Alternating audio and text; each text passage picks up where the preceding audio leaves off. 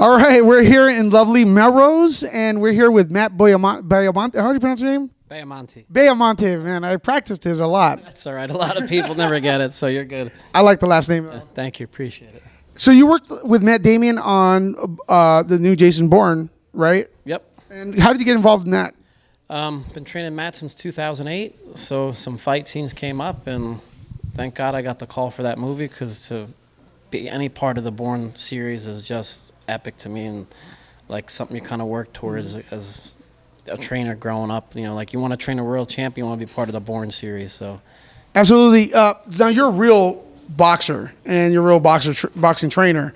Could you talk a little bit about the difference between making it work on film? Because I know there's choreography boxing, and then or fights, and then there's the real thing which you see in the movies. I mean, what you did for this movie. Yeah, I was kind of on the, you know, when I first would see TV fight scenes, I'm like, oh, these are all garbage, and like just it's just the worst thing ever.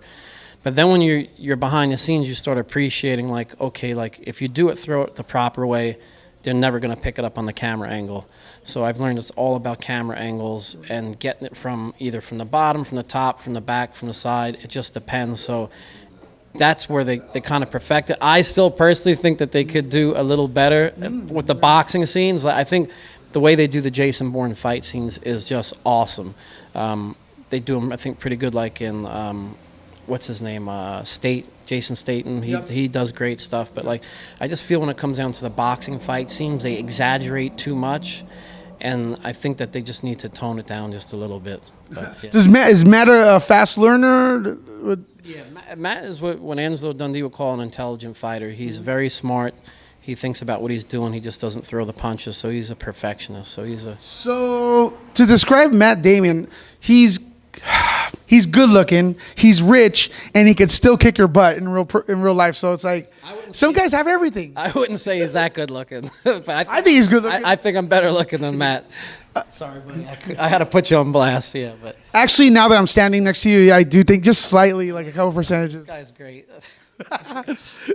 So, is there any favorite combo that Matt liked? Like combo punch, jab? What? Matt's a body guy. He loves to throw the right to the body and the left to the body. Like he lives big left hooker to the body, left uppercut to the chin. Huge fan of Mike Tyson. Yeah. And he loves to just go to the body. He actually cracked me to the. He told me it was by accident, but I was holding the pads and I moved the hand. I think he just seen the opportunity and just couldn't take control of himself. So he gave me a little shot to the body. It was a nasty shot. I think he was in character. I don't think so. I think he was in character. It was him being a Patriots fan, me being a Jets fan. I think that was more like it. So has this opened up a little bit of doors for you? And is there something in the works or? I'm kind of, I had a gym in Miami. Unfortunately, they sold the building, so I'm kind of just hanging out here in LA, and I'm on cruise control right now. Right. Matt's actually going to take off for a year, so I have a year of free time. So if anybody wants to hire me for fight scenes or boxing, give me a shout. Get in touch with Patrick Witzel. That's Matt's agent. Hopefully he'll point you in the right direction. Or Frank Marshall, you're the producer. Frank Marshall is awesome. That's my guy, man. I only met him this year, but I wound up doing a charity event for him, and Frank has got to be one of the nicest guys, man. Yeah. Another guy, man. He's a nice guy. He's good looking. Have you seen his IMDb? He's like behind every good movie. That's the whole funny thing with me is I'm a boxing guy, so boxing guys, we know boxing and maybe the Rocky movie. That's like the only Hollywood thing we know. And like, so I get introduced to Frank, and Frank's a normal guy like Matt. And I think that's why the two of them work together so often, is that they just click, and that Frank is just like a normal guy. And then when they told me what him and his wife produced, I literally fell off the chair. I didn't realize, like, the guy's a legend. Like, he is literally like the Angelo Dundee of producers. So that's the way I look at Frank now. And he's a really nice guy. Yeah.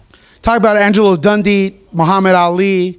He trained Sugar Ray Leonard. Yeah, Sugar Ray Leonard. One of your favorites, you said, what is it, Michael Nunn? Yeah, Michael Nunn. Yeah. So who else have you bumped into in the boxing community? Oh, man, I bumped into everybody. Angelo first took me to the Boxing Hall of Fame, and I met Gene Fulmer, Eddie Perkins, Larry Holmes, Marvin Hagler.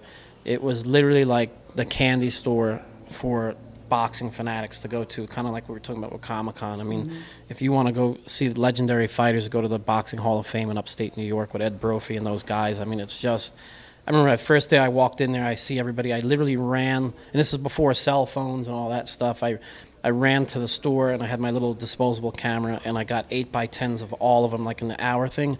And I came back the next day, and I got all of them to autograph, and it was just awesome. So one thing about boxers is that they usually have flat noses, and your nose looks really perky and nice. How'd you do it? Just sticking to the training end of it and not getting in the ring. But it's funny, but actually, you know, I wouldn't say I call myself a fighter, but I'm kind of like you know, like to get in the ring and mix it up. My nose really has been broken 6 times. And thank God the last time it was broken, it was actually put back in place. So I got like a free nose job out of it. So, you know, I guess 6 times the charm for me. Yeah. Well, you must be good with your defense and stuff. Let me quote my amateur coach, and he says, "I've never seen anybody block so many punches with their face before." So if I'm blocking punches with my face, I'm good. Teaching it, whole other story.